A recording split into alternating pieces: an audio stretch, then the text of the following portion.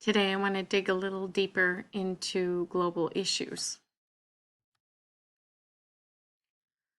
The IB definition of a global issue is it is a topic or an idea that has significance on a wide or large scale, is transnational, and whose impact is felt in everyday local contexts.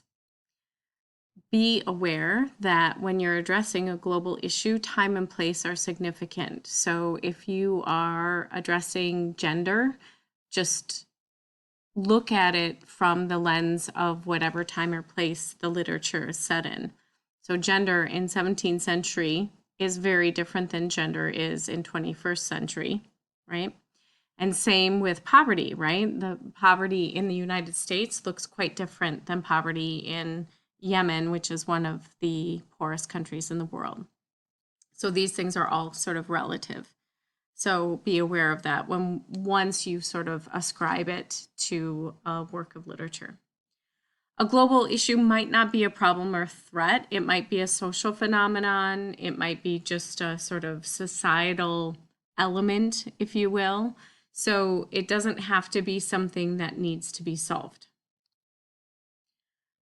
There are a number of approaches to identifying global issues in works of literature, and we're kind of blending a few of them throughout the course of our literature.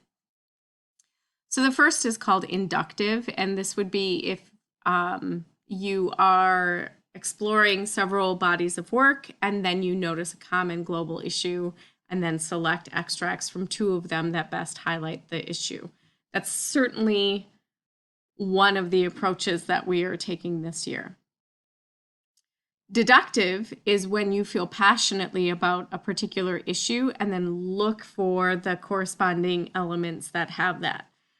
And likewise, we do that some of the time as well, because every time we look at a work of literature, we take our sort of own interests and values and ideas and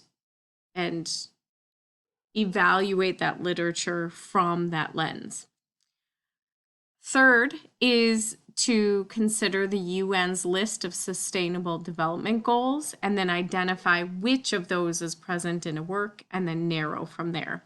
I'm going to give you that list, or at least part of that list today, just really as maybe a teaser for you to then go up to that first and second and consider our works of literature from those lenses. And then lastly, retrospective.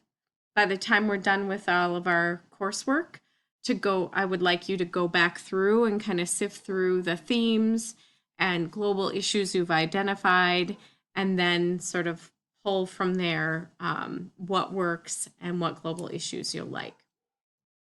So we're doing sort of all four. So the UN Sustainable Development Goals include, but are not limited to, the following: poverty, or the goal of having no poverty in the world, the goal of having no hunger in the world, which you would think would be one and the same, but really isn't, because now you're talking about sort of food security. So that includes access to food as much as it includes money to buy the food.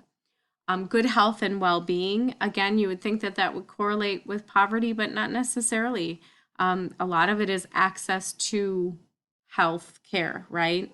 So and then even, good well-being is not inclusive of your finances always, right? We're not always healthy people, even if we have good finances. So those things don't always go hand in hand. Very different is industry, innovation, and infrastructure. This could be all sorts of things, right? You could be looking at transportation infrastructure, government infrastructure, education. You could look at industries and how they shape populations. There's just a whole slew of ideas there. Climate action. So anything, a lot of our works so far haven't dealt with the climate necessarily, but you could probably find a little bit here and there. Quality education gender equality. Those are two that we really have seen quite a bit of. Clean water and sanitation, we've seen maybe a tiny glimmer of, but not a lot. I think Hosseini sort of deals with maybe not the clean water, but the destitution during the war-torn years of Afghanistan. Reduced inequalities, so not just gender, but also any sorts of inequalities. So that could be, rural versus urban. That could be inequalities of education, all sorts of ideas there. Sustainable cities and communities. So this kind of pulls back, if you notice that the UN seems to kind of piggyback off of ideas. So now we're looking at maybe a little bit of that climate issue, but in particular, how are we addressing that climate issue with sustainable cities and communities? Again, affordable and clean energy kind of fit within that category as well. Decent work and economic growth. I think you could kind of branch out into different directions with those. So think about those employment opportunities that we've seen within our works, and how do they work within maybe the character development, that sort of idea. And then economic growth could be both governmental or individual. Responsible consumption and production, so wastefulness, access of any kind might pull it in or go, play out in the works. And then lastly, peace, justice, and strong institutions. And really, peace is one thing, justice is another, strong institutions is a third. So you don't have to incorporate all three. So any of these are sort of topical teasers for you to identify a global issue. And then once you've identified that global issue, you can apply it to the work study. So the one thing that we want to be sure is that we sort of identify a global issue that qualifies for IB standards, if you will. So it has to be both applicable globally, but then also locally as well.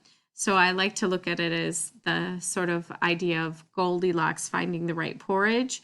You can't be too broad, but you also can't be too specific either. So let's look at a couple. So too broad would be the idea of colonialism. It just isn't, that's a great topic that might lead to a great global issue, but it is a topic, it's not a global issue. Too narrow then would be looking at it through the lens of just a specific nation. So an independent nation renaming its sites for prominent colonizers, or like in the United States, if we read some articles perhaps, or work on the use of Confederate names for cities or for streets or for teams or whatever, right? That's too narrow. That's just specifically to the United States. It's not an issue that is global, okay? But in the middle, somewhere between that, we have this idea of societies reconciling their native influences and their colonial influences, and how that might play out within a work of literature would be an interesting, idea, global issue, if you will. Another combination would be shaping educational systems. It's just too broad. Too narrow would be a specific government developing a plan for education. Right in the middle, that perfect porridge, would be the effect of allowing new populations access to education. Or in the works that we've studied, I would say it's not necessarily the new populations, but it's the females. So far, we've really seen that lack of access women get to education.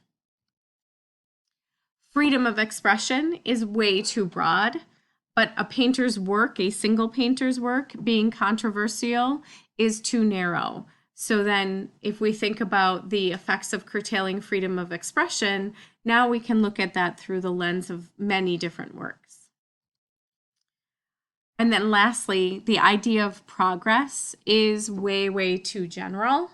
The construction of a dam in a particular community, that's way, way, way too specific. But the importance of finding balance between progress and respect for nature, that we can find in all sorts of different pieces of literature that might work for us throughout the course of our study. So what is the ultimate purpose? Well, for us for this year, we want to identify a global issue that will be the topical link between the two works that you analyze at the end of this year. So think of it actually through this process perhaps, and that might help. And actually on the top of global issue, I would even have sort of topic, and then more narrow than that is global issue. And then from that global issue, you're going to branch out to a translated work and a non-translated work. And from there, you're going to identify what the author is saying about that global issue. And then you're going to identify how the techniques the author is using in order to convey that message about that global issue. So that's really the process that we're going to go throughout the course of the year. And we're really sort of at the prime spot right now to start to look at that, because we've got our one translated work of Chekhov and we've got two non-translated works of Hosseini and Armitage. And so we can really maybe start to take a peek at what we've got going so far with our global issues. I hope that clarifies things. And what I would like you to do is maybe reflect on the global issues that you've identified thus far and think about where are they falling in that continuum of too broad, too narrow, or just right. Take care and have a great day. Thank you.